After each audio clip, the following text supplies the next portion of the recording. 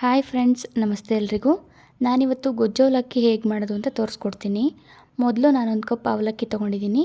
ಅದನ್ನು ಮಿಕ್ಸಿಲಿ ಸ್ವಲ್ಪ ಪುಡಿ ಮಾಡ್ಕೊತೀನಿ. ತುಂಬ ಸಣ್ಣನೂ ಅಲ್ಲ, ತುಂಬ ದಪ್ಪನೂ ಅಲ್ಲ, ಒಂದು ಮೀಡಿಯಮ್ ರವೆ ಸೈಜ್ ಇದ್ದರೆ ಸಾಕು. ಇನ್ನೊಂದು ಕಡೆ ಸ್ವಲ್ಪ ಎಳ್ಳು ಮತ್ತು ಕೊಬ್ಬರಿ ತುರಿನ ಮೀಡಿಯಮ್ ಫ್ಲೇಮಲ್ಲಿ ಹುರ್ಕೋತಾ ಇದ್ದೀನಿ. ಸ್ವಲ್ಪ ಚೆನ್ನಾಗಿ ಫ್ರೈ ಆದಮೇಲೆ ಅದನ್ನು ಒಂದು ಮಿಕ್ಸಿ ಜಾರಿಗೆ ಹಾಕಿ ಪೌಡರ್ ಮಾಡ್ಕೊತೀನಿ. ಹಂಗೆ ಜೊತೆಗೆ ಒಂದು ಸ್ವಲ್ಪ ಹುಣಸೆಹಣ್ಣು ನೆನೆಸಿಟ್ಟಿದ್ದೀನಿ. ಅದಾದಮೇಲೆ ಒಗ್ಗರಣೆಗೆ ಸ್ವಲ್ಪ ಎಣ್ಣೆ, ಸಾಸಿವೆ, ಆಮೇಲೆ ಹುಣಸೆ ರಸ ಏನು ನೆನೆಸಿಟ್ಟಿರ್ತೀವಲ್ಲ ಅದನ್ನು ಹಾಕಿ ಚೆನ್ನಾಗಿ ಕುದಿಸ್ಕೊತೀನಿ. ಯಾವಾಗ ಹುಣಸೆ ರಸ ಚೆನ್ನಾಗಿ ಕುದಿಯುತ್ತೋ ಆವಾಗ ಸ್ವಲ್ಪ ಬೆಲ್ಲ ಆ್ಯಡ್ ಮಾಡ್ತೀನಿ.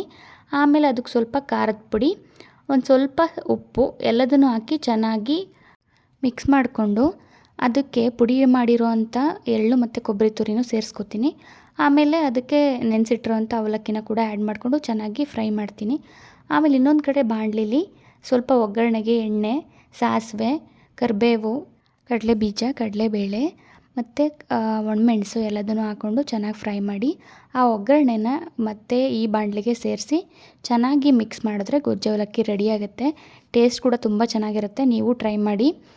Thank you for watching. Please share ಮಾಡಿ, ಸಬ್ಸ್ಕ್ರೈಬ್ ಮಾಡಿ, ಕಮೆಂಟ್ ಮಾಡಿ ಮತ್ತು ಫಾಲೋ ಮಾಡೋದನ್ನ ಮರಿಬೇಡಿ. Thank you.